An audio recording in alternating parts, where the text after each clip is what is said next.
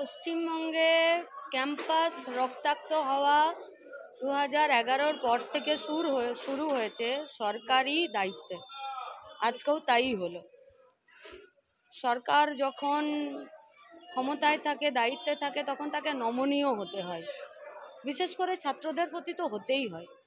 তাকে আরও বেশি দায়িত্বশীল হতে হয়, তাকে মানবিক হতে হয়। এবং সরকারের তো কাজই এটা যে আমার কাছে কি দাবি আসছে, সেই দাবির পরিপ্রেক্ষিতে আমার কাজ কি হবে, তার কতটা দাবি মানতে পারছি।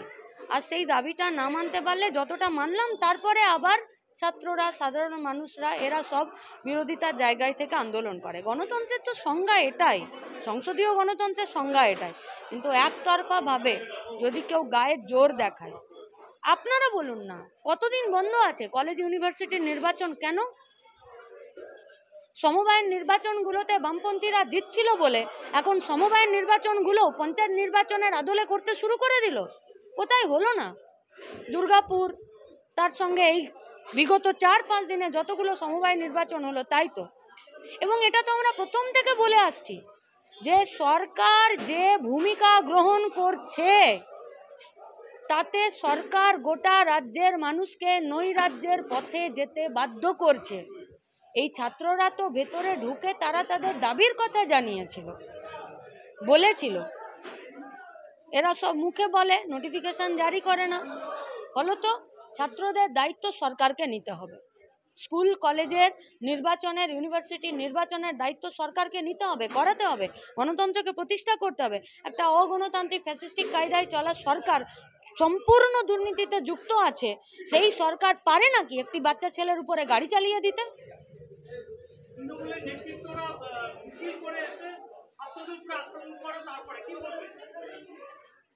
যে সরকার একটি বাচ্চা ছেলের উপরে গাড়ি চালিয়ে দিতে পারে, সেই সরকার অবরোধকারী তাদের উপরে এসে চড়াও হবে না, এটা তো কোথাও হয় না। আর এটা কি আজকে যাদবপুরের ক্ষেত্রে নতুন নাকি? গোটা পশ্চিমবঙ্গে বিগত 13 বছর ধরে তাই তো চলছে। যারাই আন্দোলন করছে, যদি তার কোনো রাজনৈতিক ছাপ সোকল্ড না থাকছে, তাহলে তাকে টাকা দিয়ে চুপ করানো, তাকে ভয় দেখানো, তাকে হুমকি দেওয়া, তাকে কেস কাবারি দেওয়া। আর যদি তার কাঁধে রাজনৈতিক ঝান্ডা থাকছে, বিশেষত যদি বামপন্থী হচ্ছে, তাহলে তো কেল্লা ফতে, দিয়ে দাও মামলা, দিয়ে দাও কেস, আর ভরে দাও জেলে, আর মারো, ধরো, খুন করে দাও। অরূপ বিশ্বাস বলেছে আগুন নিয়ে খেলবেন না, আর সায়নী ঘোষ বলেছে শান্ত পরিবেশকে অশান্ত করছে এসএফআই। কি বলবেন? একটি শিক্ষামন্ত্রী, তিনি একটি বাচ্চা ছেলের উপরে গাড়ি চালিয়ে দিলেন, এটাকে যদি উনি শান্ত পরিবেশ বলছেন, তাহলে আমাদেরকে ভাবতে হবে যে আমরা কাদেরকে এমপি করছি।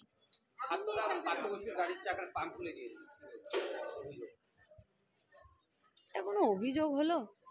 একটা সরকারের গাড়ি, তার চারিদিকে পুলিশ প্রশাসন, মিডিয়া কিলবিল করে তার চারিদিকে। কোন অ্যাঙ্গেলে ছবি চাই আপনার বলুন না? এগুলো কোনো অভিযোগ? আর একটা চাকার হাওয়া খুলে দিল, আর তুমি বাচ্চাটার খুলি ফাটিয়ে দেবে?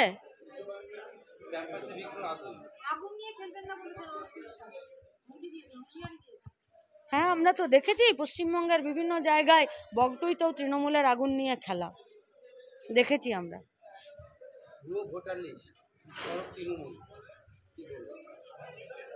কি বলবো বলুন, এগুলোকে নিয়ে মানে বলতেও আর ইচ্ছে করে না। যারা দায়িত্বে আছে তারাই যদি বলে ভুয়ো ভোটার, তাহলে আর কোথায় যাবে?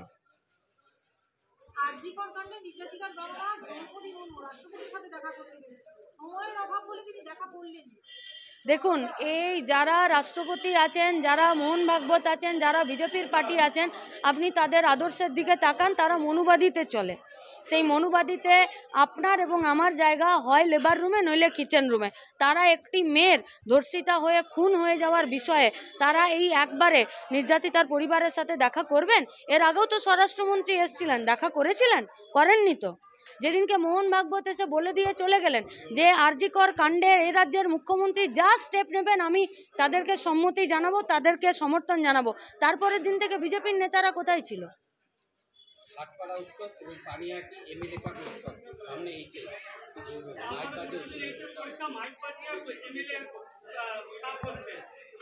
পুলিশ কোথায়? আইন শৃঙ্খলা, ল অ্যান্ড অর্ডার ঠিক করবে কে? আপনি, আমি? আপনি খবরটা তুলে ধরতে পারেন, আমরা জনমত গঠনের জন্য মানুষের কাছে যেতে পারি, কিন্তু এই সিচুয়েশনগুলোকে কন্ট্রোল কে করবে? পুলিশ তো। তাহলে পুলিশ কোথায়? কোথায় পুলিশ? তাহলে একইভাবে আজকে মিনারপুর কাছে আজকে সভা হলেন কক্সবাজারে, স্বামীর জন্য কি বলবেন? পুলিশ পারমিশন দিয়েছে তো, আমাদের তো বাইরে মাইক ছিল না, ঘরের ভেতরে তো। আর আমরা এটুকু বলতে পারি, গোটা এই সভা চলাকালীন সময়ে কেউ যদি এসে বলেন যে না এটা বন্ধ করে দিন, আমাদের কর্মীরা, কমরেডরা কেউ এই বিষয়ে একটা শব্দ বলতো না। এর আগে যাদবপুর বিশ্ববিদ্যালয়ের অংশীদারিও, এবার শিক্ষামন্ত্রী ব্রাত্য বসু, ফের উত্তপ্ত শিক্ষাঙ্গন, কি বলবেন? শিক্ষার জায়গাগুলো শিক্ষিত এবং শিক্ষার প্রসারের ঘটানোর জন্য, যেখানে দুর্নীতিগ্রস্তরা আসবে এবং অশিক্ষিতরা আসবে, ছাত্রছাত্রীরা তো তাদের প্রতিবাদ করবেই। ব্রাত্য বসুর কথা বলছেন, এই ব্রাত্য বসুর প্রতি ছাত্রদের তাদের কোনো নির্দিষ্ট দাবি থাকতে পারে নাকি? ব্রাত্য বসুর কথা বলছেন, সাধারণ যুবদের তার প্রতি কোনো বিক্ষোভ থাকতে পারে না, ক্ষোভ থাকতে পারে না? কিন্তু সেখানে তো যুবরা কেউ ছিল না। এই ব্রাত্য বসুই তো বলেছিলেন যে বেশ করেছে নিজের দলের চাকরি দিতে পারবে। আমরা বলছি বেশ করেছেন, আপনি এই লাইনটা বলেছেন, প্রকাশ্যে বলুন যে বেশ করেছি, আমার রাজনৈতিক দলের ছেলেপুলেদেরকে চাকরি দিয়েছি। আমরা বলছি তার আগে একটা শব্দ লাগিয়ে দিন, যোগ্যতার ভিত্তিতে স্বচ্ছতার সাথে দুর্নীতি মুক্ত হয়ে আমরা চাকরি দেব।